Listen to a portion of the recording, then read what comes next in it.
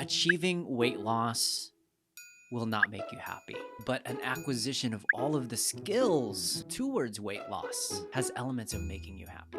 I think we were brainwashed to think that at the end destination, there is 90% more happiness and 10% sadness. But the truth of the matter is, in every aspect of your life, life is 50-50. 50% is happiness, 50% is sadness. For part one is to define what your formula for happiness is. Not mine. You can borrow, of course, extensive minds and Nick's. At the end of the day, you have to define happiness first before you even connect it to weight loss. If I lose weight and I'm still not happy, what's missing?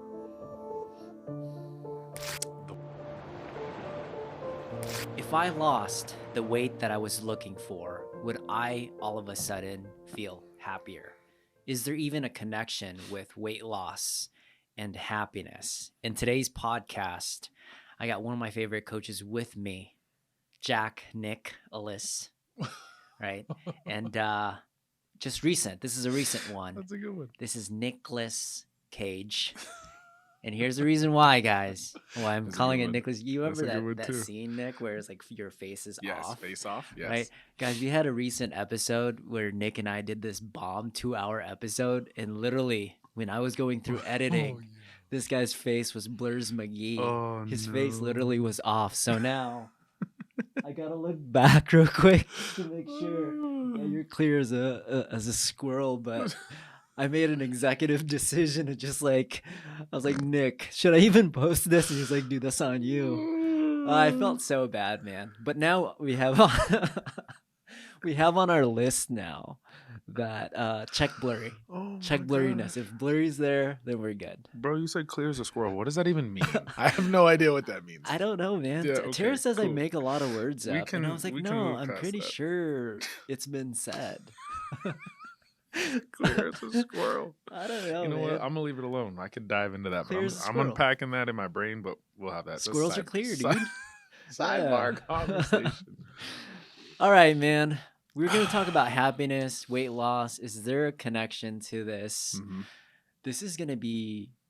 I feel like. Remember, we were talking about that. It's like we're gonna take a stab at this on this happiness thing, which is by far one of the hardest things to talk about. And is there really a correlation? But before we dive into it, we did some research in our own. And we're like, all right, if we're going to go through this, I think the first thing that we need to take a stab at is like defining it.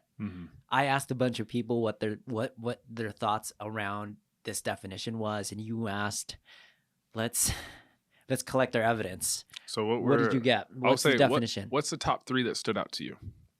What's the top 3 that stood out to you? One of the top one that stood out to me was people were blank, which is really ironic, right? They were like flustered, like deer in the headlights. So that was one of the ones that really stood out to me. Another one that stood out to me was being present, right? And there are 2 more ones that I think that really did a good job in framing this for me that I constantly use. And one of them was happiness is, I'm not sure who said it, but happiness is events happening with no expectations. They're just events. And I really like that formula as well. And then the other one is just being present is a really, I like that framework, right? So those are like the big 3. No response, almost like scared, which is very normal, I think. The second one is being present, and then the third one is events happening without any expectations. I would agree with you on. So my 3. First one is it stumped a lot of people. Yeah, and I think that is so interesting for a myriad of reasons. But it's the first one is it stumped a lot of people. Well, what has happened is you're like, well, I don't know, just sit there and they flounder like a fish on a boat, right? Exactly. The second one is fulfillment.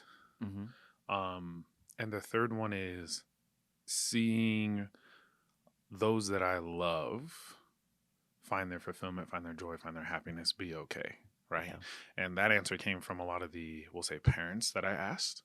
Yeah. One individual who's a father of 3 at the gym I coach at, I asked him, and that was his answer, right? Very, very selfless answer. And then I'll throw a 4th one in there. is, and this is my own personal um, take on it, is peace, right? Inner peace, things that bring me peace, people that bring me peace, and not necessarily bring it to me, but expand upon the peace that I already have. Yeah. That's where happiness is. I love it. Yeah. But I think it speaks volumes to where we're at in today's day and age. That I would say it stumped probably 60 to 70% of the people that I asked. Yeah. And it was one of those like, hey, I'll ask them in the beginning of class. Yeah. Me and too. then let them flounder for the entirety of class, and then ask them again at the end. And then by the end, by an hour later, they had an answer. Yeah. Yeah. Or they texted you. I was like, by the way, you asked me. I didn't have the answer at the time. And then they'll text you. So the first question is, one, why do you think people struggle defining it? Like they don't want to answer it. And then number two, give like, you kind of gave your, what's your definition currently? Because I think happiness definition can change over time. And I think that's great, right? So why do you think they struggle with answering this question? Because I think it's connected to the weight loss equation that we were talking about here, right? And then what's your thing? So why do I think people struggle with this question? I think because people are too externally focused and not enough internally focused. I think happiness is something that has to come from you. It's not something you can find outside of yourself. Like I can't go look underneath the couch and find happiness. I can't find happiness in my partner. I can't find happiness in my work, right? It's one of those things where you have to be that, you have to embody that, it has to exude from you, and then you can find the happiness that is in whatever you find under the couch.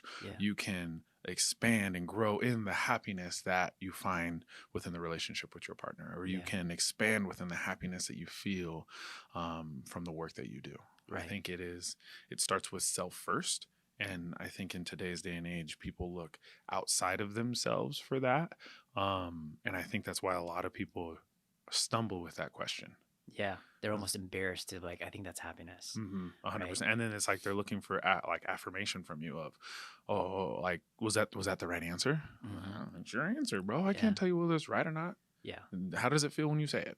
I have a theory, because remember we both gave this project for both of us. I was like, all right, let's go out there and ask the question in our classes and let's see what happens. I asked it on a Saturday class, and here's what happens, man. And you know, you're an expert in reading body language. The moment I asked that question, I was like, all right, guys, let's start out with a question. What's your definition of happiness? Boom. Everyone's like, they start to turn. And my thesis is 60 to 70% of them are not happy at the moment. So it makes it difficult for them to answer that question. Right. And it's true. It's like, how do you lose body fat? And the person's kind of chunky. And then they're like, I'm not even going to answer that question. It's too hard because I haven't defined it. Right. So a lot of times when we have these consultations with our athletes, they're like, I want to lose 20 pounds. And if you ask them 7 or 8 or 9 whys deep, a lot of times they just want to make, it eventually leads to that happiness equation in some way, right? I'm doing this for my kids. It's like, oh, if you do it for your kids, then what does that mean? What would that give you? And then eventually it leads to like, oh, I just want to feel happy, right? So this is a deep philosophical, like there's books about this, numerous things about this, and we're going to take a stab at it. My definition currently of what this is for me is it's a loving, and it's a loving understanding of every human experience. That's what it is for me.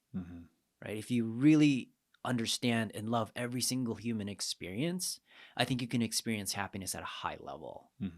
Right? So I feel like the Stoics, or like people that seem to be like they're unshaken, a lot of times people think they're not emotional at all, but I would argue that they're actually more in tune with all their emotions, and they just accept it, right? They accept the failure, they accept the anxiety, they accept the depression, they accept the joy, and the byproduct is they're just like normal.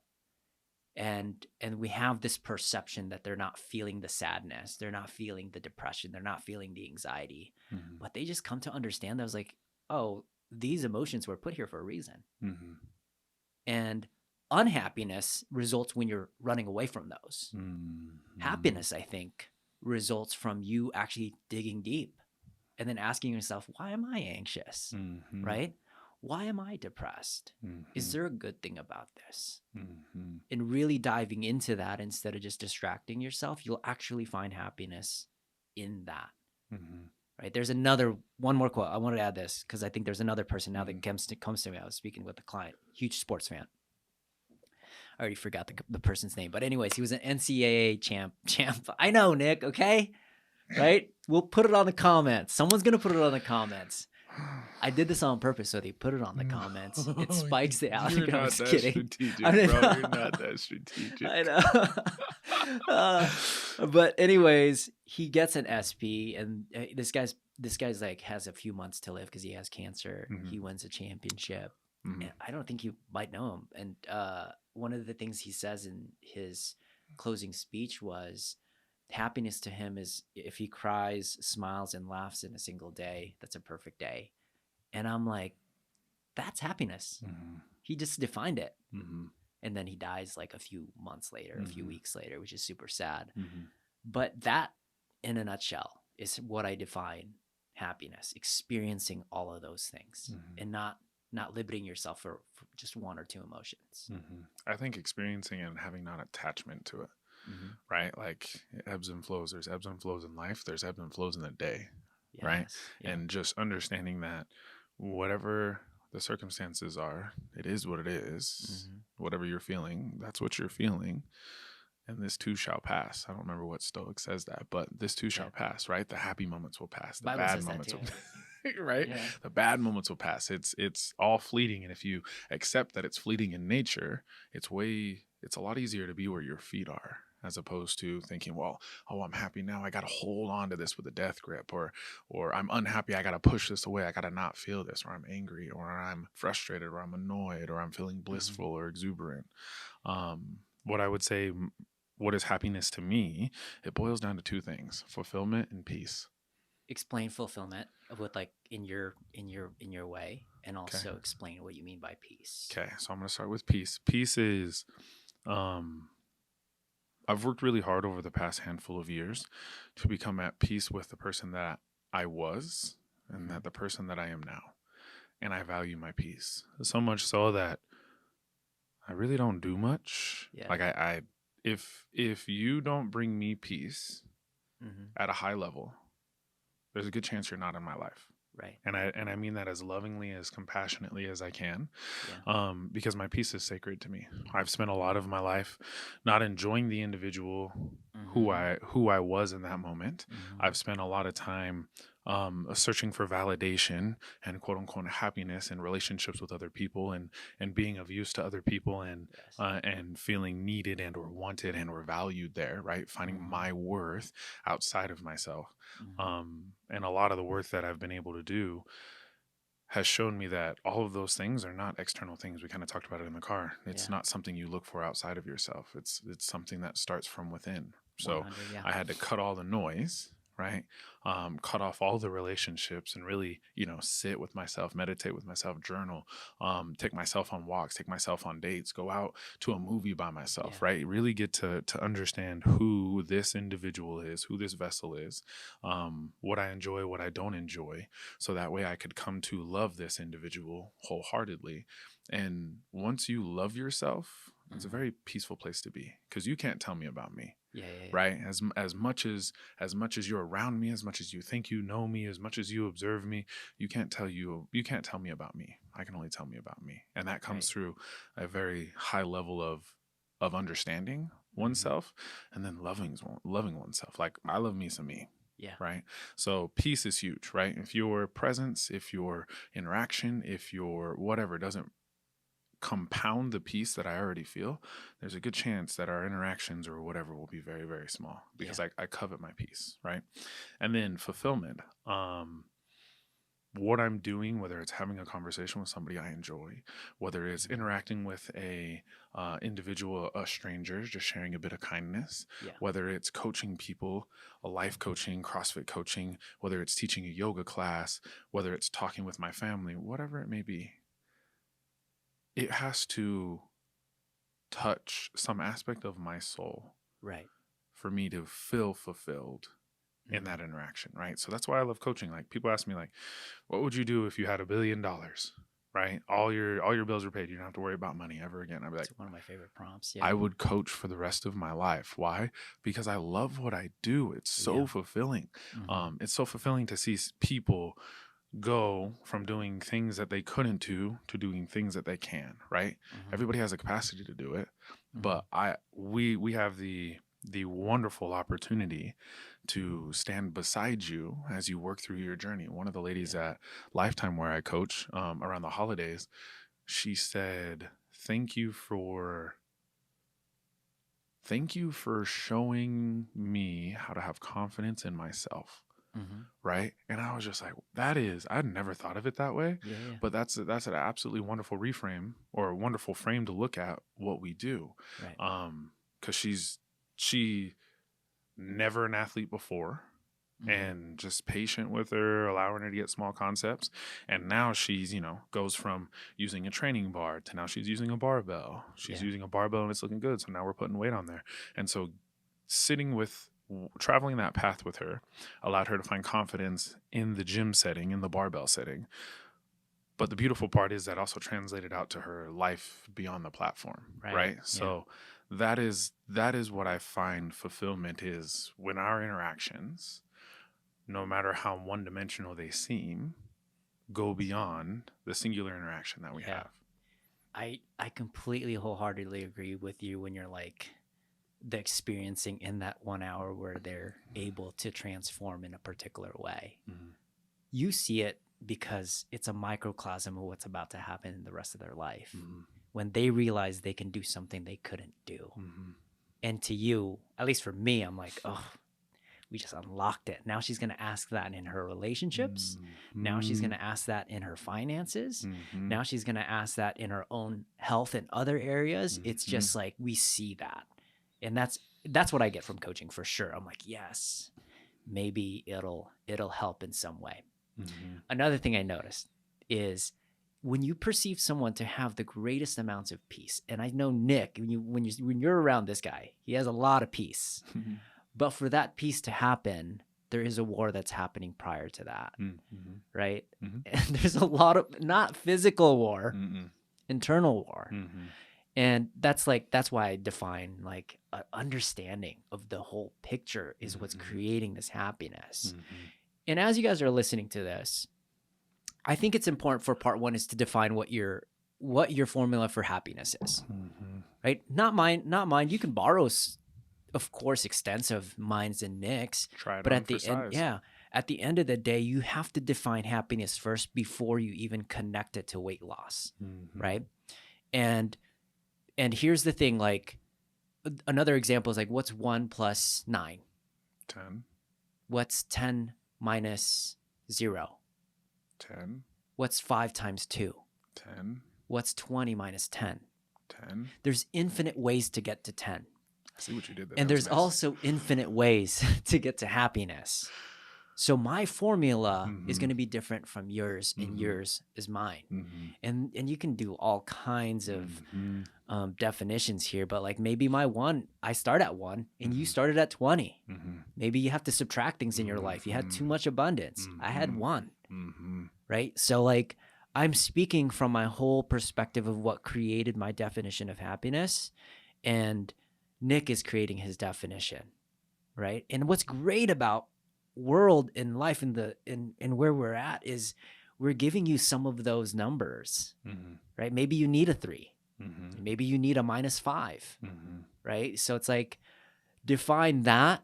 And I think that's just like, that's where I get fulfilled, like exploring that and then sharing that. So one of the biggest mistakes people make when they're connecting weight loss and happiness is they, 1, don't define happiness on their own, or 2, they're using someone else's formula. And I've been guilty of it. We've wiped a ton of different formulas. I was like, oh, how come it's because I'm using someone else's happiness. I think that's part of it though, right? Is you got to try it on for size. You're never not going to know a 2XL shirt is too big until you put it on. You're never going to know a size 6 shoe doesn't fit until you try to put it on, right? Unless you're Justin Bieber. You can wear anything, bro, I guess. You see that? No. Bro, he wears like 9XL. Well, yeah. But he I can see pull it that. off. I can see that. Sorry, but I got what you mean, No, bro. but yes. Yeah. I was like, what? Yeah, sorry, dude. 9XL? Sorry, bro. What? That don't make no sense. Have you seen him? That's a freaking we don't call that a shirt, bro. That's a poncho. Okay. That's what I was wearing when I was in high school, and I never got praised for it because I got my freaking big brother's clothes. Oh, that's so funny. But It's I think trauma. that's a part of the process of defining what happiness is for you. Is, let's say you're in the search for happiness, right? Yes. You have to try somebody else's equation on for size and see if it fits. It's just part of the process. You're not going to be able to just be like, that's happiness for me, right? And if you do, good on you. Cool, we're twinsies. Good on you, right? Yeah. But there's a very, very small chance. You got to try a bunch of different things on for size and see how they work for you. If they resonate, and if they don't resonate, cool, just drop it. Yeah. Understand you need that experience. And it will change because you have the future that's happening. You're going to experience losses and you're going to be experiencing gains throughout your life. And that definition will constantly change. And it's yes, I think a big part of happiness is understanding that it is undulating just like everything else in life, 100%. Right? This too, when it comes to happiness, this too will pass. And understanding that that's how it's supposed to be. You're not supposed to be happy all the time, because if you're happy all the time, then you'll lose appreciation for it. Right? If I give you $100,000 every day, right, for a month, you're going to lose appreciation for $100,000. Yes. Right? And so it's the understanding of peaks and valleys. Happiness is a peak, but to be able to appreciate to the depths and have massive gratitude for the happiness that you're experiencing in that moment, you have to really understand, and you have to have the perspective of whatever valley you just came from. And understand as soon as you get to one peak, cool, that peak is a valley of another peak. Right. Yeah. So it's a beautiful dance and it's a beautiful game. Yeah. Love it in the moment, be present with it. Allow the full embodiment of happiness when you're there. But on the contrary, do the same thing. Allow the full embodiment and allow the process of being in the valley as well. Because if you don't, ultimately what you're doing is you are limiting the amount of happiness you can feel when you get to your next peak. So good. You brought up something about the $100,000 giving every day. You just unlocked a demon, man. Really quick on this. I completely agree with you that if you give somebody $100,000 every single day, they'll probably get really depressed. 100%. And the reason for that, here's my thesis. Money is actually more spiritual than matter. And what I mean by that is, hey, we meet each other, $1 is $1. But if I talk to an alien, like, this is $1. They're like, what do you mean? It's made up, right? Money is spiritual, and it's an exchange of value. You take away the work from getting the 100,000, you are losing fulfillment. You're losing exchange from like one to another. Nick, I'm gonna make you a burger. It's gonna cost $2, but it's delicious. And you're like, yeah, dude, I'm gonna exchange my $2 of hard work training people to get that $2 burger. Do you see this exchange? Money is that. Money's more spiritual than matter. It's when you think it's matter is when you start getting into these really, really, really dark places. So I wanted to bring that up really quick because I thought this is just a recent revelation of mine because I'm watching a lot of anime. Oh my gosh, me too, bro. Have you seen the new Dragon Ball? Dude, I haven't seen that fire, one. Bro. I can't, bro. It's gonna explode my brain. Shit's fire. It's gonna explode my brain. It's good. Yeah. When you think it's matter, that's what's a matter. That's what's the matter. Yeah. Right? That's the problem. Is you're looking at the external. It's not an external thing. Yeah. Right? We're probably blowing people's brains right now. Someone crashed. What we just talked about, someone just crashed. Error. Sorry, guys. Send us the bill. Someone's like, what did he say? What did he say? Rewind it. Rewind it. Like, where the fuck are they getting a $2 burger? That's delicious. That's how old we are. It's not $2 anymore, isn't it? Oh my gosh, no. I know. In-N-Out burger's like $6, bro. I know, dude. Oh, anyway. Because you're giving people free money. You see what's happening? Yes. Okay. Yes. There's another podcast for those guys. Sidebar conversation. We're talking about happiness and health here. Okay? So no politics. Will I be happy if I lose weight? right? So that's the ultimate question. So first we have to define what happiness is for you. Yeah, exactly. Right? You have to define what happiness is for you. Try on anybody else's equation for size. Maybe it's multiplication, maybe it's addition, maybe it's subtraction, maybe it's division, right? What you got to figure out what that looks like for you. Yes. And once you do, simplify it. Don't allow it to be this big complex thing. Be like, oh, I gotta carry the 1 and times that by 5 and then get a decimal and then no. KISS. Keep it simple, stupid. Keep it simple. Stupid. There you go. I didn't want to say that, but that works. You said super. That's actually a it's keep PG way. it simple. Yeah. Super simple. There we go. That's what I was trying to say. That broke my brain because I wanted to. Because in my brain, it's keep it simple, stupid. Right? Yeah. Like that's just what wants to come out. Anyway. Sure. So first you got to define that, right? So when you pose this question to me, will I be happy if I lose weight? From personal experience, I can tell you no. Mm-hmm. And guys, if you don't know, Nick and I did a podcast on when he lost 100 pounds. I can tell you no. Yeah. Why is that?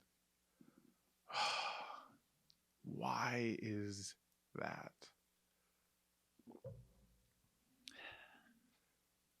I think I could take a stab. Go. You want me to take a stab while you're thinking? Yeah.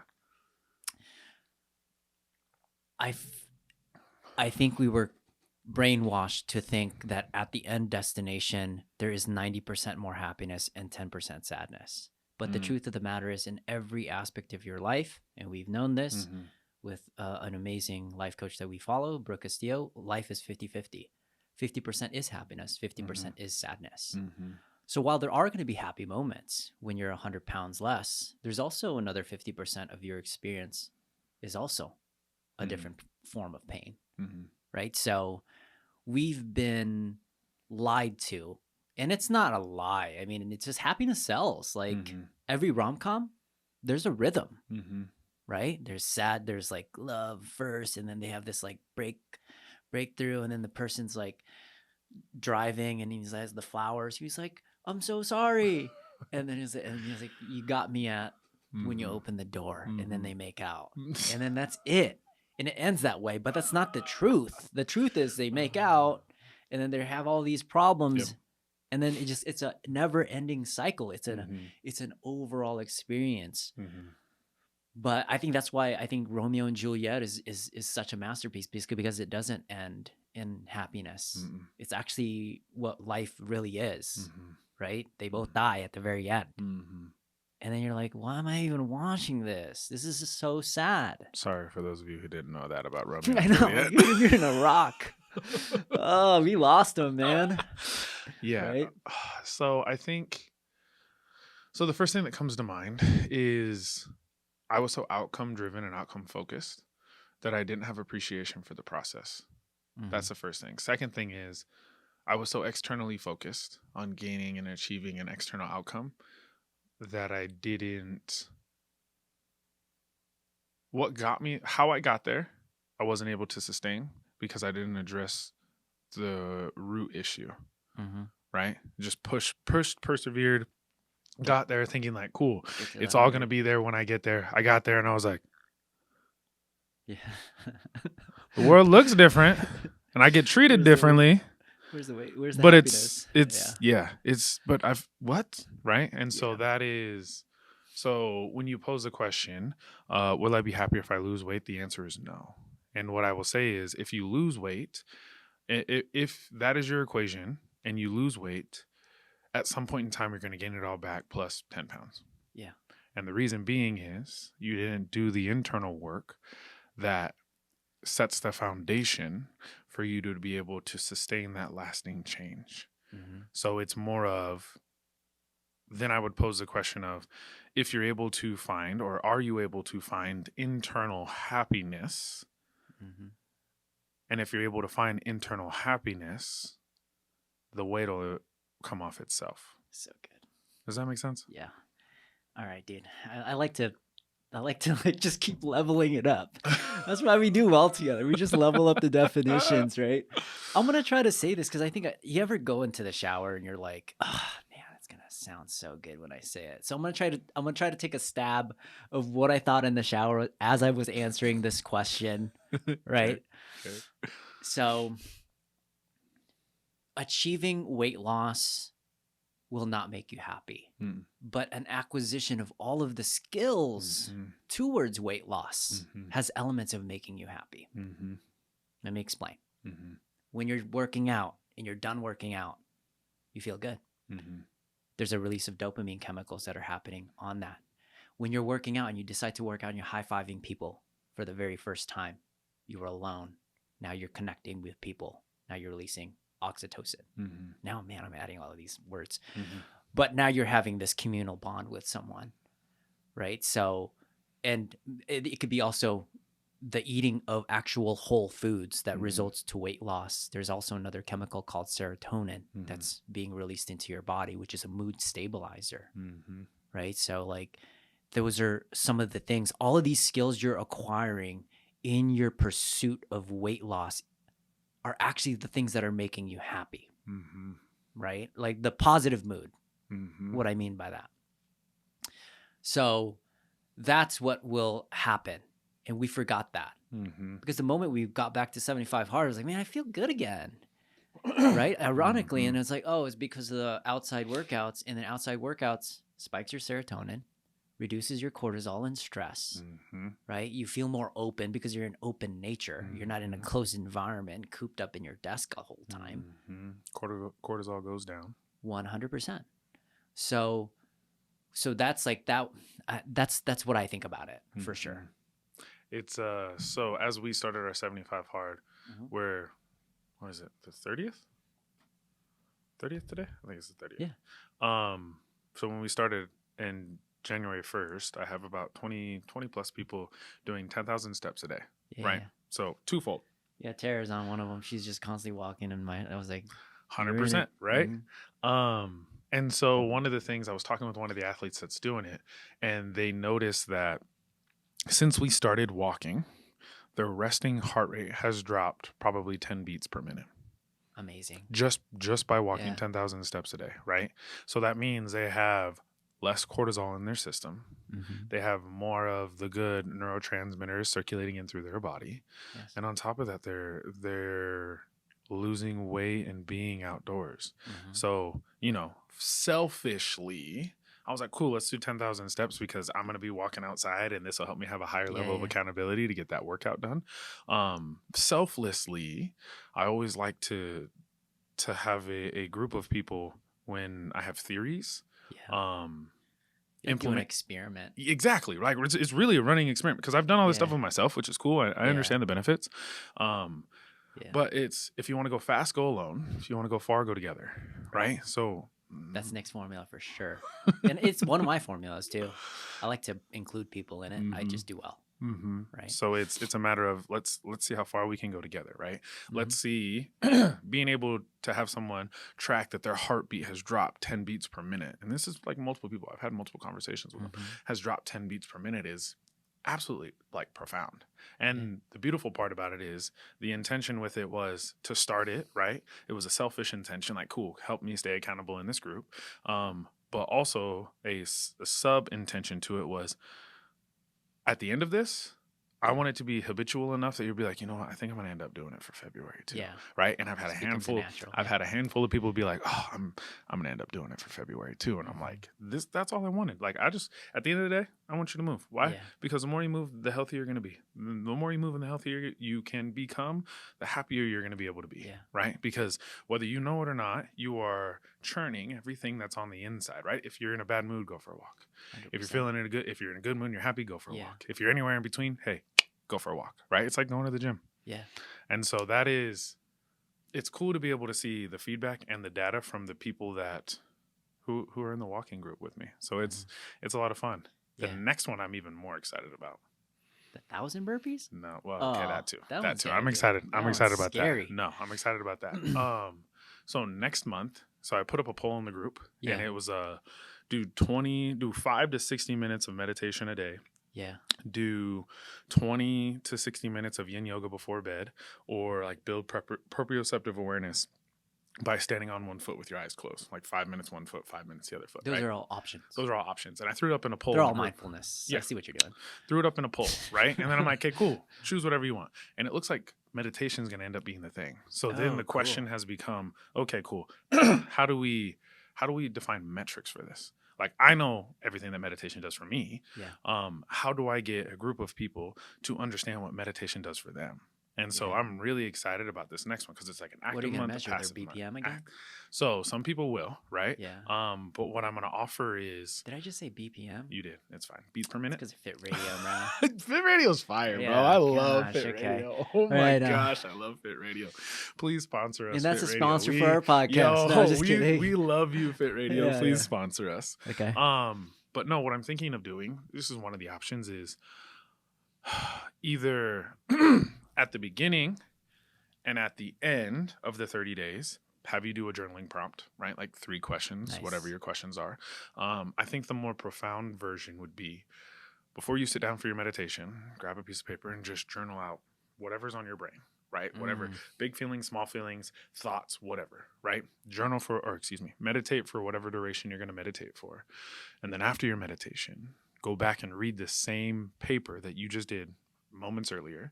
So good. And see how it's changed. See how you've softened around whatever you've written on the paper, how you've softened around it physically, mentally, emotionally, energetically.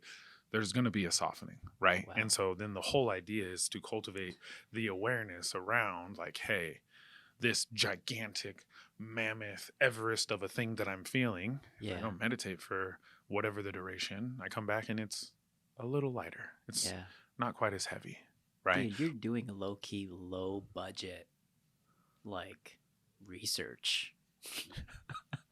It's not taking millions of dollars, but you're just doing it for yourself. You're like, I just want to see what for it to be statistically significant, there has to be 30 people, right? That's just like what one of the journal things are. I'm like 7 people short. I gotta find 7 people. Bro. I gotta find 7 but then you're also like, okay, what are some things that doesn't take millions of dollars Yes. to test, but I still want to see some I want to see some change. Yes. Right. And that's one of the things, like, great. 2025, I want to leave a big impact. I want to leave a big lasting impact, right?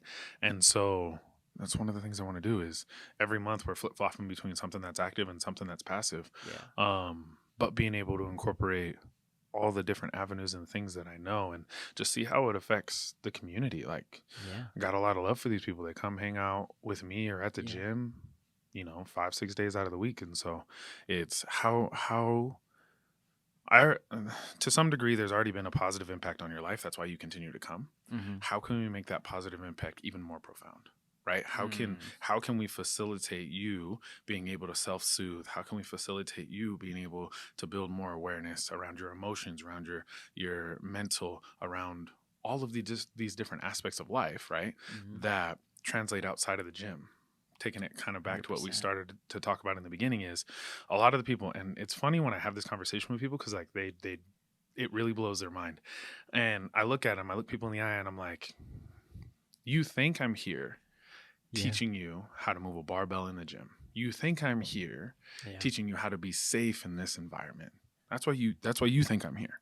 No, what I'm really teaching you how to do is I'm teaching you how to be safe in your body. Out there, because how you pull weeds is the same way for how you deadlift, right? How you pick up groceries off of the ground is the same way that you deadlift. How you squat is how you get up and out of a chair, right? Like there's so many things that are synonymous with what we do in the gym that equate to outside of the gym. The easiest thing I can do is get you to move a barbell really well inside of the gym, right? That's the safest place for you to do it. The most unsafe place for you to be is out in your garden pulling weeds with your back looking like the Pixar lamp for 4 hours and then be like, my back, it must be the deadlift. I was like, no, you're a dipstick. And you was pulling weeds for how long? Were you standing in a good position where your lats activated? Did you feel it in your glutes and your hamstrings? No? Is it the deadlifts or is it the weeds? So there's a lot of things. You're teaching them how to move properly so they avoid something called an injury. 100%. Which by far, I think the darkest times of my life has always been attributed to some massive form of injury. 100%. So I'm unable to move. Again, a recipe to acquiring a skill that can potentially lead to more happiness, right? You're doing a lot of skill acquisition like walking, like you're teaching them that actually brings them happiness. You're like, why am I actually happier walking? And then their BPMs are lower. It's an indication that they're actually more relaxed. And actually, so I'm in this like research of flow state because what we're trying to do, there's a reason why I bring you on a lot. Mm-hmm. It's like, when do I feel the most relaxed? Mm-hmm. Who are the top people? Mm-hmm. They're never guests. I get super anxious because I'm like, I got to know about their book. I got to know about this. I can't formulate sentences when I'm anxious, right? But then when I'm with people around me that I'm like, dude, these are like my homies, my heart rate goes down. And when my heart rate goes down, I'm able to like create clear thoughts. One, I'm able to create in general, which is like it's one of the most fulfilling times for me. And I get happy.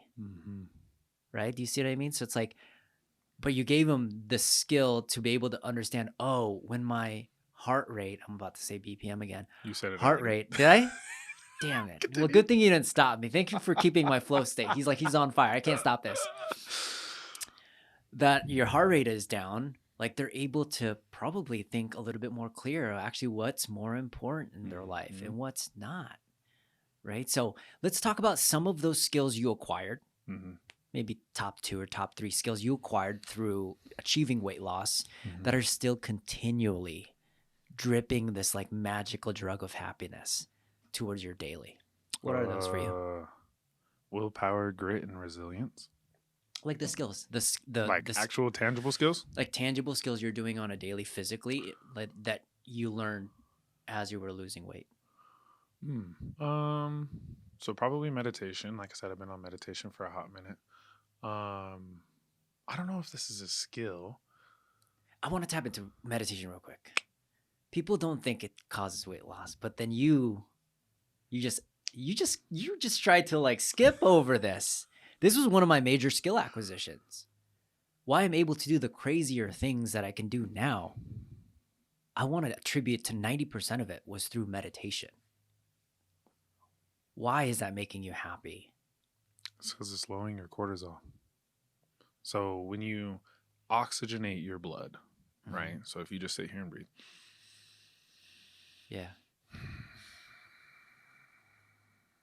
Right? You're oxygenating your blood. And when you oxygenate your blood and you breathe deeply, you are getting your body out of your sympathetic nervous system, fight or flight, right? And you're getting it into your parasympathetic nervous system, which is your rest and digest, right? Rest and digest is where we should be functioning from all the time, but we live in an environment where everything is intrusive and blaring, from the apps on your phone to the notifications that you get to the artificial light to whatever it is, right? So when you meditate, you lower your cortisol. When you lower your cortisol, your body is no longer in your sympathetic nervous system. When your body's no longer in your sympathetic nervous system, it's not holding on to everything that you acquire. Right. You're letting it go. You're allowing it to be, right? And so when your body isn't trying to hold on to all the resources that it gets, but it's like, oh, okay, cool. What? Oh, we're chilling? Yeah. Oh, we're chilling? Yeah. All right, cool. Then we can burn this off. We don't really Yeah. need that, right? I thought we needed that, but we don't really need that. Yeah. Right. Well, let's burn it all. Let's do 1,000 burpees. Right? See what happens? But you might not go right into 1,000 burpees. You might just be going to an hour worth of gym. Oh my gosh, yeah, I gotta. But yeah, you're planning it out. I'm just like adding the notes down. The meditation leads to this, and it leads to this, and it's like, wait, I don't need all this excess energy. How can I just express it? You could express it through movement. You could express it through some form of creativity, and the next thing you know, the person just gets naturally lighter. And I think and one of the things that the 75 Hard has really driven home again is that a body in motion wants to stay in motion. And a body at rest wants to stay at rest. Yes. Right? I've noticed that within myself. I texted you probably about a week ago now or 2 weeks ago, and I was like, man, I feel more like myself than I felt in a while. Right? Just because I'm moving more. Like we're built to move. We're not built to be sedentary. And then also through the walking group, right? My goal at the end of the walking group isn't to have you hate walking, right? Like, I was so worried. Yeah. But my goal at the end of the walking group is for you to have an unconscious awareness of how much better you feel when you move. So then the likelihood that you'll continue to move goes drastically up. Yeah. Right. And so I'll run the numbers afterwards, but we're seeing that people are like, oh, well, I'm just going to keep walking. Like, cool. Yeah. And so now the cool part about that is people thought I was crazy when I was like, yeah, I just walk and read. They're like, what? Yeah. Like, you walk and read? Like, you're crazy. I'm like, okay. There's people walking text. Yeah, I was like, you walk and have a conversation. Some you of walk y'all- and look down at your phone. Some some people of ride y'all's- some yeah. people ride their bike and look down at their I phone, right? know. Like And it's driving. doable, right? People will drive and text. So then I was like, Yeah. okay, cool. I'll leave that there for you. And it's interesting to me how many people are like, yeah, I'm walking and reading now. And I'm like, What is happening? what? Y'all thought I was crazy when I told you I Yeah. was walking and reading, and now people are walking and reading, and I'm like, okay, cool. Yeah. And it's one of those things. It's when you start to move more. In the beginning, first week sucks. Second week sucks a little less, still sucks though. Third week, you're like, all right, cool, whatever. I'll walk and I'll read, right? Or I'll just walk. And then the fourth week, you're like, okay, Yeah. I walked for 3 weeks. Well, then let's bring it up a notch. Can I walk and read, or can I walk and talk, or can I walk and watch this video? Can I walk and whatever, right? And just find ways to make it fun. But Yeah. that's a body in motion wants to stay in motion. So Right. if we can get you to be in motion for just 2 to 3 weeks, the likelihood that you're unconsciously understand that you've built up some momentum and that you will carry that out goes drastically up. And we know Mhm. 3/4 of the game is momentum. You either have Exactly. momentum going in Yeah. the direction that you want it to, or you're being swayed and pulled down by momentum going in the direction that you don't want it to. Here's the cool thing. Remember that I did a bunch of Murphs for a minute, and then I stopped running all of a sudden, and I got like super depressed, and I went back to running. So even the athletes that discontinue the walking Mm-hmm. and experience the pain, Mm-hmm. it's actually still a win. They're like, wait, 100%. oh, I just need to walk again. That's why we did 75 hard again. We were Mhm. like, I was kind of happier back then. Let's just go back to that. Mm-hmm. So like these contrasting like experiences in your life is also a good thing. Like just remove it, see what happens. Like I mean, I wouldn't advise it, but sometimes you have to experience it for yourself to really see the value in walking, the value in being in sunlight, the value in meditating, the value in journaling, right? All of those skills, remove them for a little bit. It's just as valuable. Just to see if that formula is like for you. It's the peaks and valleys thing, right? 100%. When you're at the peak, you lose a little bit of appreciation, especially if you've been there for a duration. Yeah. So you have to dip back into the valley to understand how great the peak was. Yes. And then be like, oh, okay, cool. How do I have more appreciation for the process to get to the peak this time? So that way, when I get to the peak, I can stay there longer because I'm way more grateful for it. 100%. If your destination is just the peak and you get there, you've missed everything that was before it. Everything. It's like Kobe said, right? The championships, the winning games, the last second shots, that's not the pinnacle. Yeah. That's not the all-time high. Yeah. The all-time high and the pinnacle is the pursuit, right? Is the process to get there. You have to fall in love with the process of getting there. So that way, when you get there, your perspective of what you are looking at or where you are is so much more profound and so much more great because you've appreciated every step of the ladder, every rock that you've had to climb over to get there. And if you can be more present in the day to day, the week to week, the month to month, by the time you get there, you're like, wow, like holy cow, look back and look what I've been able to accomplish, right? Like people with the walking club, you have walked almost 30,000 steps. If you track your data, if you look on your phone, your graph is going to be significantly higher in the month of January than anywhere else other in your life, right? Then the question becomes, what has that done for you? That'd be a good metric for you. Like you should add that. It's like in a scale of 1 to 10 being the happiest, how do you feel right now? That'd be just a very simple, like subjective way. And you have your objective with the BPMs. I'm gonna let you keep doing it. Yeah, dude. I'm gonna let you keep doing it. But I think that'd be another good one, dude. I think you'll probably see some pretty massive correlations, and then they can look back and see their own data and be like, dang, it actually did make me a little bit happier and less anxious, and so on and so forth, right? Okay, I want to add one skill here that had massive impacts in my happiness, and that is not eating massive amounts of sugary foods. Yeah. So, I mean, I didn't have Sugar's massive weight awful. loss like you had, but I had massive fat loss. I got super shredded, like in the process. And the reason why, when you start to not eat, one, all of this sugary foods, you're going to lose a bunch of weight just naturally. The big one is these massive dopamine spikes. And dopamine is a natural just neurotransmitter that causes people to just move and become motivated, right? And it's important. But then you spike that up, you become demotivated, and you have these crashes, and you don't even want to leave your bed, right? So by just like understanding that it's allowing me to lose body fat, but I'm also like, why do I feel so much more motivated now that I'm eating cleaner? It's because you're not eating these sugary snacks all the time. And you're getting it in ways that are more natural. Like these are artificial. I'm not talking about like the fruits, right? Fructose is fine. Sucrose is the bad one. Fructose is fine. I'm talking about like the stuff that's in the packages, right? The stuff that's like can last for years to come. Even in an apocalypse, they're like, oh, there's still a bag of M&Ms. It tastes the same, right? So it's like, that's what I'm talking about. And the other side to it is natural foods create serotonin. 95%. Here's what's crazy. I just finished, I'm reading the book Dose. You have to read it, by the way, Nick. You're going to blow your mind. Everything that we're doing physically also has a neurotransmitter benefit to it. 95% of serotonin that's released in your body is in the gut. 5% sunlight and stretching and like 95%. And if you're not eating like real foods, you ain't getting anything. And serotonin is a mood stabilizer. It's what's helping you sleep. You're not getting any of that. You're not going to get stronger. You sure ain't going to do that 1,000 burpees the next day, right? Like, or you can only do it one more day, but you won't be able to prolong it.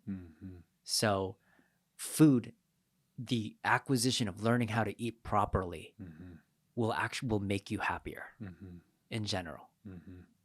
So it's one of those things. It's whenever that comes up, eating whole foods as opposed to processed foods, it's okay, cool. Imagine you're a Ferrari. Royce is a Ferrari, right? If I put Maverick gas in a Ferrari, it'll still work. But if I do that for a year, it's going to start to have problems. Right. Whereas if I put racing fuel in a Ferrari, the Ferrari is going to perform optimally. And yes, it's going to burn through the fuel super fast, right? And it's going to get expensive. But the longevity of the Ferrari goes through the roof. Maintenance is less. Right? You get more enjoyment out of driving the thing, right? We're the exact same way. If you fill up your body with sugars, if you fill up your body with processed foods, you're not getting all of the nutrients in your body that's facilitating all the brain chemistry that you need. And ultimately, whatever endeavors you're trying to pursue, you're not going to be able to sustain because you don't feel well. Right. And you're not motivated just too, right? 100%. Yeah. 100%. And so it's one of those things, if you can fuel yourself with more whole foods, right? And by whole, I'm just talking about things that have been here as long as we have been here.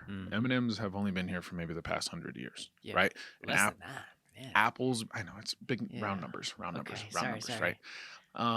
But an apple's been here for I don't know how long's the Bible been around? Because Adam had an apple, right? You know what I mean? Like apples have been around. So and then it's also how I like to think of it is your body has an innate intelligence.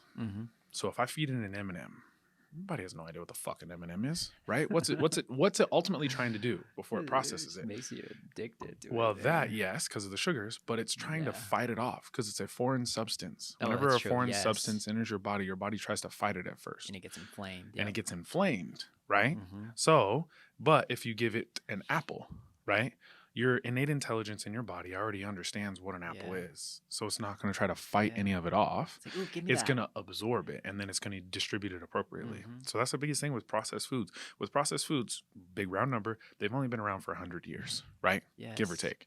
So your body has been around, or your DNA, the structure of your body, the innate intelligence has been around for, we'll just say eons, right? For a lot longer. We'll say 200 years for round number people, right? Your body is less likely to fight off an apple, some orange juice, some whatever, than it is to fight off an M&M. Same thing when people get sick. When people get sick, like, I'm taking emergency. I'm on my vitamins. I'm on my game. I'm like, okay, cool. You've really subscribed to Western medicine. Not that there's anything bad with Western medicine, right? But Western medicine's only been around for 100 years? How long has an orange been around? a long time. Right? So if Yeah. you give your body the thing that's been around for a really long time, your body's not going to fight off at least 50% of it before it absorbs it. It's just going to absorb it. Therefore, you'll get better quicker in that analogy. Yeah. Yeah, dude. I like how you microscopically went into the fighting. When it's foreign, you're fighting. And 100%. we've known if your body's in a fight or flight, it's not rest and recovering. So you're missing out on all of this recovery side because your body's fighting off things that it's just not. Dude, for years, people will abuse it for years eating M&Ms. And it's like, how much recovery did you really get? And you wonder why you have all these problems at the age of 45. Right? And you wonder why you're not productive at work and you're not getting the promotion. And like, it just leads to all of these crazy has different ramifications. serendipity things, right? So I saw when I was on social media a lot more, one of the things I saw was this video of an Oreo, right? And they had like 3 or 4 different Oreos and they had a blowtorch, right? And so they took the blowtorch and first Oreo was like 1 second. Oreo didn't change. Next one was like 15 seconds. Oreo didn't change. Next one was like a minute. Oreo didn't change. Next one was like 30 minutes. Or okay, 3 minutes. We'll say 3 minutes. Yeah. Oreo still didn't change. Yeah. I love Oreos. I ain't got nothing against Oreos, but I'm not eating one because I saw a blowtorch go to an Oreo for 3 minutes and it didn't do nothing. Yeah. The Oreo looked like the bottom of the freaking space shuttle as it's coming back into our atmosphere. It just got all red. And by the time it was done, it stopped. I was just like, what is going on? I'm never going to put that in my body ever again. Yeah, cockroaches are scared of it. Yeah, bro. The original aliens. Okay, so real quick, because we talked about this. Does that mean we can't eat Oreos to ever be happy again?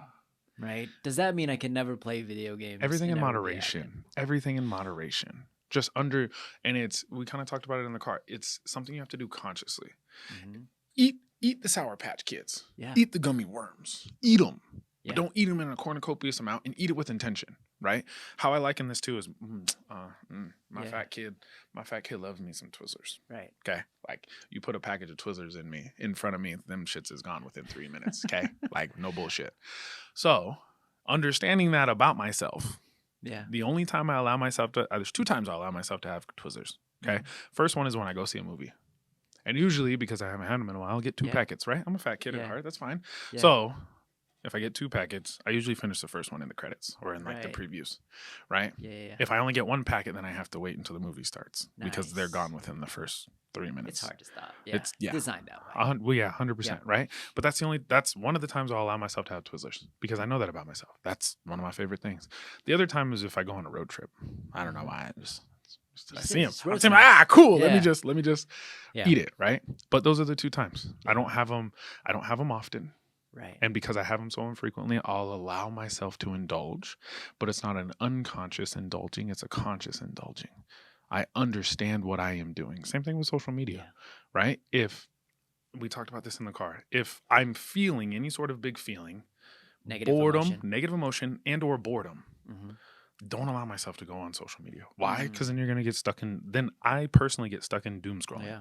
I've lost 6 hours on Instagram before when I was on a Sunday afternoon when I had nothing to do. Yeah. Started at noon, moved at 6, and I was like, what happened? Yeah. Right? So it's like, oh, okay, cool. I was bored. I was trying to buffer out all these different emotions. So now if I do it consciously. Okay, cool. And I set a timer. Cool. I'm going to doom scroll for 10 minutes. I'm going to just allow myself to check out for 10 minutes, do whatever, watch some funny videos, reply to whatever, but only 10 minutes. And then when the timer goes off, cool, I'm going to go do something else. Yeah. Here's what's funny. I know the state you're in based on the stuff that you share me. Right? And I completely agree with you. Like, you got to ask yourself, if you want that Oreo or if you want that In-N-Out, are you doing it from a place of like, are you trying to avoid pain? Or are you just doing it because you really, truly enjoy it? And if you're really, truly just like, I'm in a joyful moment, let's celebrate, let's eat an Oreo. I think that's perfectly fine. That's normal. That's healthy. Right? That's super healthy. I think it's when you're like, oh, my boss is a dick. I got this deadline coming up. I'm feeling anxious. I want to just forget about everything. Give me that Oreo. Or if it gets after 10 p.m. Yeah. That's boredom, right? Yeah. So you're having really understand that. I mean, I'm not perfect. I eat Oreos. I seen you eat an Oreo. Double Like it's stuff's so my jam. delicious. Mhm. But I'm never really eating it from a place of being anxious or a place where I'm trying to solve a problem, right? That's where the big problems start to happen. Have you ever had Again, that's another skill acquisition. Mhm. Why am I eating this food? Right? And that's yes, and that is a we'll say that's a soft skill, but it's a soft analytical skill. Super powerful. Back on Oreos. Have you ever had a deep fried Oreo? Dude, I don't even want to. That's like if someone gave me like the super drugs like heroin, I'd probably never get off of it. You know what I mean? Oh my I'm like, gosh! you Or have give you ever me- had an Oreo inside of it, like a chocolate chip cookie? dude, you're gonna get me like to relapse. My next episode, I'm like this. Hey guys, I'm Coach Roy. Over here looking like Theodore, bro. Oh my gosh. gosh. I've never had a deep fried Oreo, and I think there's a reason for it, dude. He's like, I know It's myself. over. It's over, bro.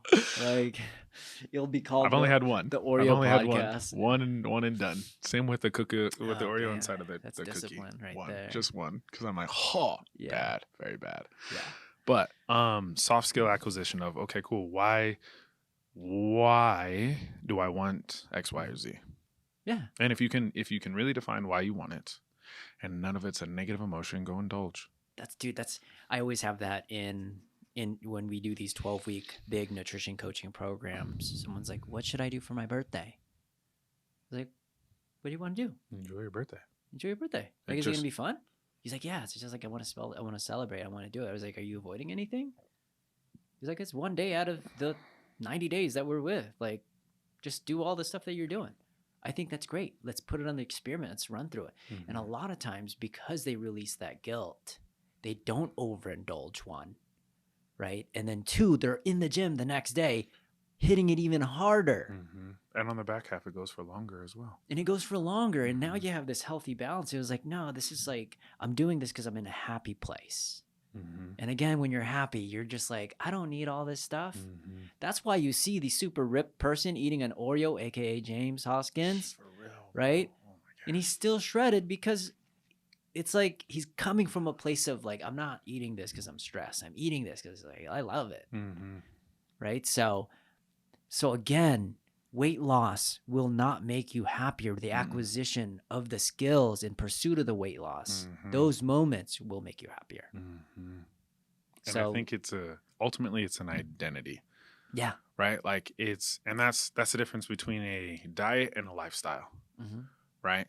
I'm in the aspect or the transition of I want to make the 75 hard a lifestyle. Me, you, and Courtney and Gator are doing this. Oh, cool. So one of the conversations I've had with Courtney is yeah, no expectation of perfection, right? Understanding that if you are working off of the perception of perfection, you're looking at it with a diet mentality.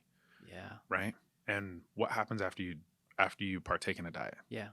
You automatically at the end of it blow back up to whatever you were before, or you exceed it because you just knew that it was a short duration thing. Yeah. Right? I don't want to diet the 75 hard. I think that's the problem. That was the problem with doing the 75 hard in the past is it was more of a diet mentality. Fuck, I just want to get through these 75 days so then that way I can go about my life. Whereas now it's like, okay, cool. Yes, I'm going to get through these 75 days. Yeah. But what can I learn along the way, A, and B, how do I incorporate this into more of a lifestyle? Like there's 4 phases in the 75 hard. I want to knock out all 4 phases this year. Live hard. Right? Live hard. So Game changer, by the way. It's one of those things where my goal isn't 75 days. My goal is 365 days. Yeah. So when I understand my goal is 365 days and to be able to get there, I can't be perfect. Have to have some sort of grace and some sort of compassion and some sort of understanding with myself. And I have to meet myself where I'm at on any given day. Right? Yeah. So one, I think the 75 hard is a happiness formula. It's a formula. And it worked for a lot of people. 100%. Right? What I like about if you decide to do Live Hard, there's a phase there. I think it's phase 3. Is it phase 3? There's nothing. You see what I mean? Such a beautiful program. You can't even access the app. You're kicked out. It kicks you out. Yep. Because now you have to find your formula and you have to do it without it. Right? So again, like look at it as a formula. We're giving you numbers, but it might lead you to 11. Mm-hmm. You might be just slightly a little off. Mm-hmm. Some, it might lead you to like -9. Mm-hmm. You're like, oh, weird. But then normally a lot of those behaviors get you closer to 10. Mm-hmm. You got to know what you don't want to know what you do want. 100%. So that's like another big thing for sure. And if you look at a lot of these happiness and discipline and nutrition plans and behavioral changes, they're really formulas. And they're normally a lot of these skill acquisition things that you need to get, including soft skill stuff sometimes, right? So it's more. I would almost make the argument that it's more soft skill than it is hard skill. Yeah, because if you have if you can acquire the soft skill, it makes the hard skill easier to sustain. Yeah, the hard skill is harder to sustain over a longer duration if you don't have the soft skill to Are we back making it up. another Nick quote here? You ready? No. The hardest skill to acquire is the soft skill. And that's what she said. I want to do something with the hard skill. But yeah, the hardest skill to acquire is the soft skill. 100%. Hard skills are the easy skills to get. 100%. Because it's tangible. That's the quote. That's the Nick quote. Give me some royalties. All right, let's get to the final questions here. I'm here. So what if if I lose weight and I'm still not happy, what's missing? The why. You didn't go deep enough. You didn't answer the 7-layer questions. You forgot to define happiness. 100%. Right? You skipped over step 1 or step A. Raise your hand if you've done that a few 100%. times. Yeah. If I had a third hand, it'd be up there. You skipped the first step. The first step is you have to define why. You have to define what is happiness. Happiness is. And happiness is not an external thing. That's in this materialistic world that we live in. I think that's what a lot of people have a hard time wrapping their mind around. Right? Happiness. You just have to experience it too, I think. 100%. It's one of those you gotta know what you don't want to know what you do want. Right? And it's the beautiful part is everybody's on their own journey in that regard. Right. And the best thing you can do for them on their journey is hold space for them and just experience it. Yeah. If they're floundering, allow them to flounder. Yeah. Right. And if they're in the thick of it and they're trudging along, allow them to be in the thick of it, allow them to trudge along. Because you need both parts within your experience to define who you are in relation to it and how and where you're trying to go with it. So I think they don't define what happiness is for them. Exactly. And when you define it, for anybody out there who's listening, when you defining it can't be an external thing. So like when I did it, it was a 6-pack. Yeah. I got shredded. I got a 6-pack. I had like the side abs, right? I had the ablets, right? Yeah. The Jesus. I wasn't Jesus happy. lane. I wasn't happy. I was happier. The girls were happy. Yeah, that's true. More girls, more problems, bro. More girls, more problems. But okay. I wasn't fulfilled. Yeah. And ultimately happy is, again, I from this perspective, from this individual, from this vessel, is happiness is a part of happiness is fulfillment. Yeah. I got to the end goal. I kind of knew how I got to the end goal. But when I got to the end goal, I wasn't fulfilled, so I wasn't able to sustain the end goal. Didn't have the appreciation for it. Honest question. The body that you're in now, when you got super shredded, which Nick was happier? This Nick now for sure. Right? And I was stuck at 230 for like 6 months. Right. And just barely last night I stepped on the scale and I'm like 228. Yeah. And so like the BMI, the body mass things all tell me I should lose like 15 pounds and I'm cool with it. Yeah. But that's also with the understanding of, so this is where it gets a little tricky, right? That's also with the understanding of the person that was shredded back in, we'll say 2022, right? Just for some sort of reference. The person that was shredded back in 2022 had a different composition. I will never go back to being the person that was shredded in 2022. Why? Because I've been here longer, therefore I've accumulated more mass. Right. So that person, their peak was like 185. right? I could be 185, be shredded and be in like whatever a marginal statistical range that they want me in. Now with the understanding that I've put on more muscle, now that the understanding that I've been here longer, so I've been able to accumulate more mass to be able to facilitate that muscle. Now it goes from 185 to 205. Right. And so now and this is one of the things that I've been thinking about probably over the past week, is I have to reconceptualize or reconstruct what the lean version of me looks like at 205, right? And not what the lean version of me looks like at 185. Yeah. Because I have more muscle. I have more mass. There's more of me here. So I can't get down to 185. And if I do, like, send help, I'm going to look like, right? Like, that's not going to be a good look. Yeah. But I can get down to 205, 210 and be shredded up the gnar and still be strong and hold on to all my gains. So I have to reconfigure what that outcome looks like in my brain. So therefore, I can manifest it into my reality, or I can call it forth. So I think that's part of where my 2-pound drop has come from. Is I've sat with the understanding, and we'll say I've grieved the loss of the person who could be 185 and be shredded. And now I'm starting to formulate a better perspective and a better understanding of the shredded person that I will be at 205, having, you will say, 10 to 15 pounds more muscle and more flexibility and whatever at 205 than I did when I was seeking to be 185. Yeah. Does that make sense? It does. I want to just go from like friend. I want to zoom out a little bit. Friend perspective, not Coach Roy's friend perspective. I'm with it. Do you think you're happier because you have more room to grow at the moment right now? And then at the peak of Jesus lean, Nick, you were at the top of the top. Like, could you get any leaner? Maybe, but not that much more room. What do you think? I mean, just give me an honest. State the question again. Are you happier because 2 weeks before when I saw you, you look great, dude. You lost a lot of weight. Like I notice it. Maybe it might not see the scale. Are you happier because there's like this so much more playroom where you're like, I can gain this, not just physically and internally, like externally, but both sides. Because I'm only relating this because I had the peak of the peak when I'm like, man, I'm making this much money as a personal trainer. And then boom, I got depressed. Right. And then I had to like reset. And then now I'm happier again because the game, there's more room. So I don't want to put in anything in words, but I just want to ask that question because that's kind of my revelation with mine. Is like when there's more room to grow and give, I'm happier. But then when you feel like, what do I do now? It's a really, really dark place for me.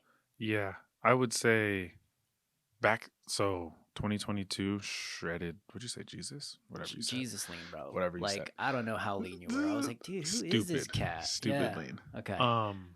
Yeah, I think I was capped out. I think I was capped out for what my body could do. I think I was capped out for what mentally I could process and manifest for that body. And I think at some point in time I'll get capped out here. Yeah. And so we'll go through the season, right? But to answer your question, yes, I think that I have so much more. It feels as though I have more potential to grow into a body now than I did then, and I'm not capped out. Right? Like I'm not anywhere near my cap, and so that's exciting. Because then it's like, okay, cool. Like, and I remember thinking when I was that lean, I was like, man, like I'm just gonna hold on to this forever. And as soon as I had that thought, it lost all of its luster. Yeah. It wasn't fun anymore. Like 100%. It's having the thing is not. It's like I'm a dog with a bone. Okay, right? Once I get the bone, I don't know what the fuck to do with it, right? But it's in the chasing of the bone or the ball or the thing. Yes. It's the pursuit of it that is the exciting bit. Because as soon as I get it, it's like, I'm bored, right? As soon as I got the 6-pack. Here's my theory looking in. You've got to the end by yourself, and it was amazing. And then you can go another 1 or 2, 3% better. Now you're in the state of like, how can I make this more infinite? How many people can I take with me? If you want to go fast, go alone. If you want to go far, go together. I think that's why you're doing all these experiments just subconsciously. Mhm. That's why I'm actually bringing you into this massive challenge, because I'm just like, I'm fit. I get it. It's not that fun. What if I can get Nick to do something so crazy with me, right? And then maybe another coach at one point be like, let's go. Let's try it. Let's go see if it's possible to be as crazy as Bro, what our it's going recovery's to be. gonna have to be so on point, and those first 2 weeks are gonna be so hard. Bro, I know you're gonna. I'm excited because I know you're gonna try as hard as you can. Same with me. 100%. So, by the way, guys, me and Nick. This public. I mean, you can. Yeah. Since we buried out the last one, bro. We're doing a documentary on. We are both gonna do 1,000 burpees every single day for 30 days, and there's a message behind it. Okay, and I can't. You'll have to stay tuned. It's something beyond. It's what you think is probably external. It's gonna be something more internal.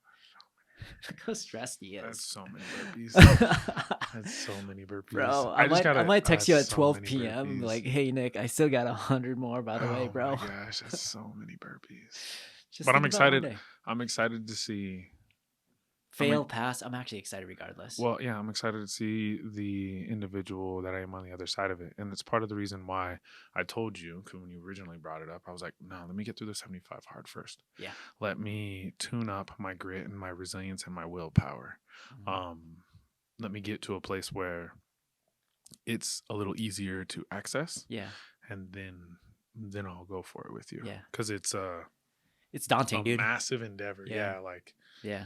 However, you're gonna have to break it down. Like, that's ridiculous. I'm really just hoping one person's just like. How many burpees is that an hour? It's a lot. No. Like if let's say we were to do like a 10 in an hour, would we get there? You get 600. You get 600. Yeah. So 10 every hour. 10 every hour. If the standards ever doing CrossFit standards, where like not like just chest touches the ground, jumping jack. Yeah, bro, chest and thighs. Come on, man, we gotta lay down, and stand up. Yeah. So that's only possible. Okay. I'm just trying to think about how I could break it down throughout my whole day. Sitting there and doing it in one setting. Right off the bat, it's logistically hard, not physically hard for both of us. If we divide it into 2 hours, great. But then we're missing out on one of the most funnest part of our days, which is CrossFit with other people. Yeah, 100%. Right. I'm almost foreshadowing the pain here. I'm gonna have to figure out what that looks like. How many burpees do I need to do? Well, I would test. I would just test it. That's what I'm doing it right now. Burpees? Like I did. I took James's class and I ended up doing like 300 inside the class. So it's possible. Yeah. You know. Just gotta modify. You have to set up 1 hour. Yeah. Just to get as much as you can. I think there might be a few different formulas. We'll probably start figuring it out. Yeah. 100%. Sorry guys, you're getting the inside tricks. Yeah. Right. So I mean, we could also set the parameters of like we're gonna get X amount of burpees in 30 days. Yeah. In the event something bad happens, one of us gets diarrhea or something. Wow. Why would you even? Boy, you better knock on the table. Why would you even say that? Dude, you know how much that'd be good content. I'm like I'm 29 days in. I'm in that. I got massive diarrhea. Recovery. So, does weight loss equal happiness? Yes. No. But does happiness equal weight loss? Does happiness? It can absolutely lead to weight loss. And I'd argue that is a more sustainable form of keeping weight loss. And that's the lifestyle. I'm in this body because I've realized there's these like few activities that I do on a daily basis that constantly elevate my mood. And I do it from a mood perspective, not so much from a weight loss perspective anymore. And same with you. You're not going to get 300 plus pound Nick because that Nick had a set of skills and had a set of emotions that are different from where it is now. I like this home. I'm not all happy though, right? I have moments of joy and then moments of stress and struggle, right?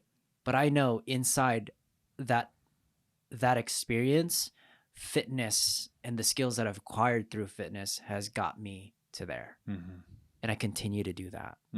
That's what it will lead to.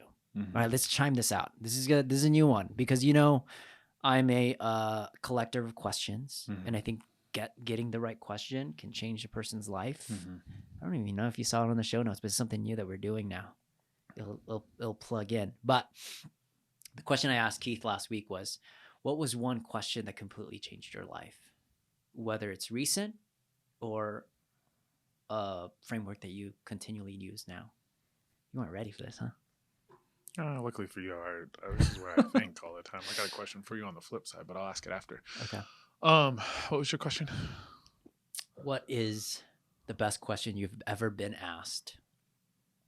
What is the best question I've ever been asked? It doesn't have to be fitness related either, by the way.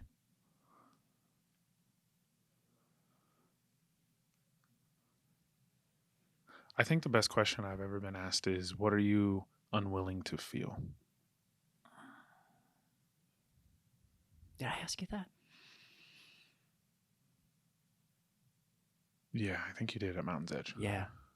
I'm remembering it. I'm playing it back. Because it was with the big D word. Well, that. Also around that? So yes, it's around divorce, but also it's around just buffering. Like, what are you unwilling to feel? Like, you can buffer feelings out with fitness. You can buffer feelings out with work. You can buffer feelings out with substance. Like, I love smoking weed. I love it. Right. But this optimized version of myself, the PGA Tour Pro, the identity of that, doesn't smoke weed every day. Yeah. Right. So with that understanding that that's where I'm trying to go, and understanding that to get there and to try to really work at that at a high level, I have to be all here damn near all the time. So that way, in every moment that I'm here, I can actively work and cultivate the mentality and the persona and the skills that I need to be able to make it there. Can't do that if I'm zonked out. Right. So it's a time and a place, just like Twizzlers. So is that the feeling? You just not, you don't want to feel zonked out.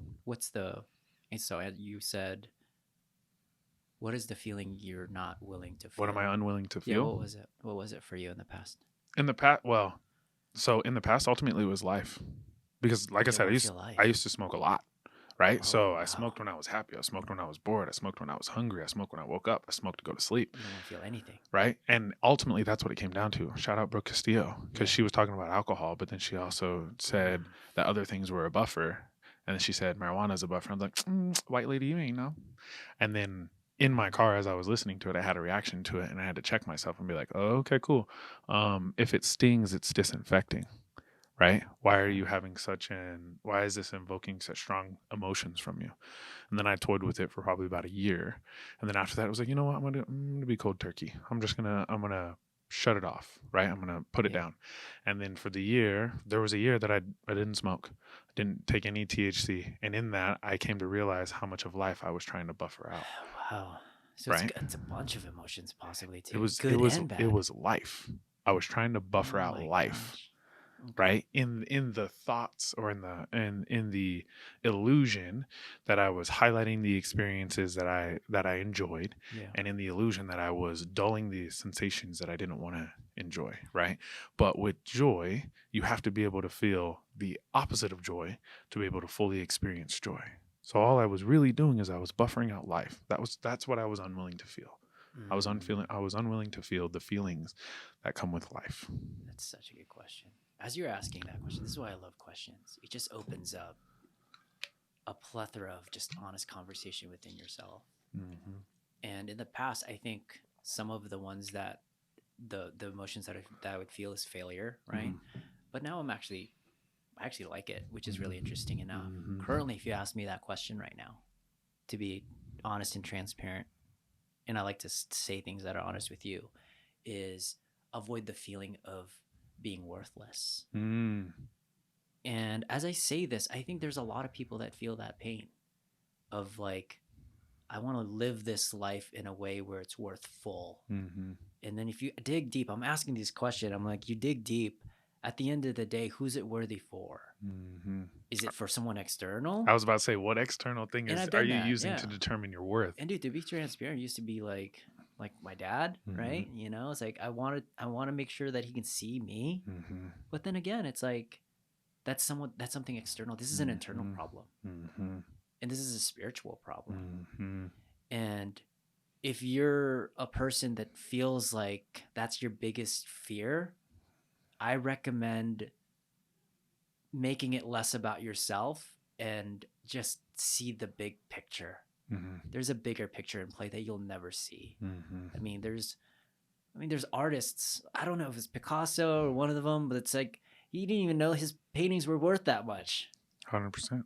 He died before he even got to notice Mhm. that all of these were like $32 million. Same with great poets, right? Right? Their poetry got popular after they Yeah. died. 100%. So, man, and we could just like sum up this whole thing. Hold on, wait. I gotta ask you a question. You can okay, I'll ask it after you yeah. sum it up. Yeah. The sum up is if you feel like you got to the weight loss and something is missing, it's probably because you either haven't zoomed in all the way to you and learn about you, or you haven't zoomed out the potential and possibility of what happens after you're gone in this world. Someone's gonna tune in. Jim Rohn are you listening to Jim Rohn still? Dude, like that, his work, I'm like, this guy's dead. He's changing my life still. Jim Rohn, Bob Proctor. Bob, yeah, it's like Les Brown, E.T. the Hip Hop Preacher, all of it. Every single, you're meant to make art in this world. And that art, someone else will use on top, and then they'll make their own art. And just like, it's just so beautiful that we're able to even do that, right? Or it could just be smashed by a supernova like my son prays about. It's like what Tupac said. He doesn't want his music to change the world. But what he wanted it to do was cultivate the mind of an individual that does. 100%. Right? Yeah. So my question to you, you ready? Oh gosh, okay, here we go. Yeah, you come on, man. You should know I got questions on deck. I know. Okay. You ready? Yeah. It's a 2-part question. First part of this question is, what chapter of life are you in? Okay. Second part is, what impact do you want to leave on that chapter? On this chapter? On whatever chapter of life you're in. So define what chapter you're in, and then define what impact you want to leave. One, I think we have 3 chapters in life. We have the beginning chapter, the middle chapter, and then you have your end chapter. I think I'm in my second chapter, which is a chapter where it looks like the Rocky scene, right? Which one? The climb, up the stairs. The stairs, yeah, the running, the getting punched in the face and standing back up. Doesn't seem like you're losing. It doesn't seem like you're winning at all. In fact, a lot of it looks like you're losing, and people are still celebrating.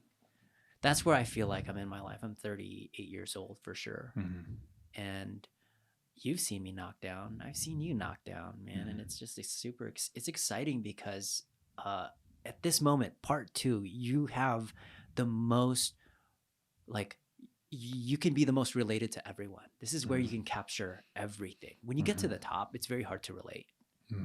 You can relate to the top, right?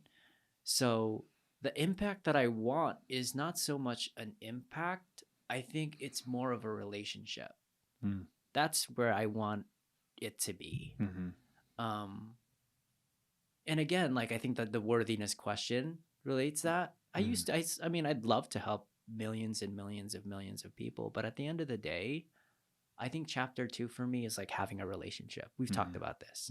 I'd rather go deep than go massive. And I have a theory that going deep actually will create the massive. If it doesn't, cool. But at the end of the day, I love this.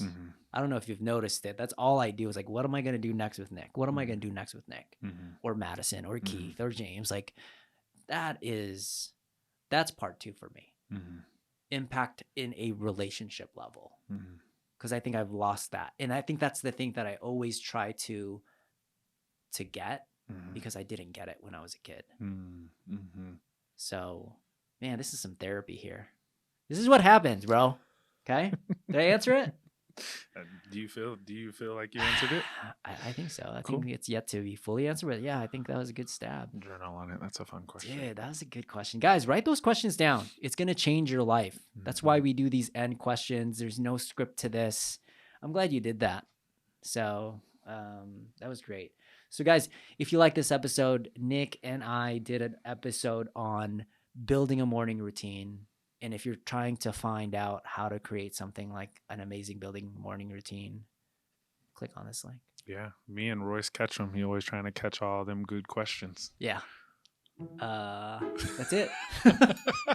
I don't know what else to say. See you guys later. Peace. Give me a 3, 2, 1. Tres, dos, uno. Perfect. Would losing weight make me all of a sudden? Oh gosh. Would losing the weight I've always aimed for make me? It's because you started speaking Spanish, dude. I know. Yeah, I was like, what the way. fudge, Let me see man? if I can throw him Oh, off. fudge, dude. Can't be going Telemundo on me last minute.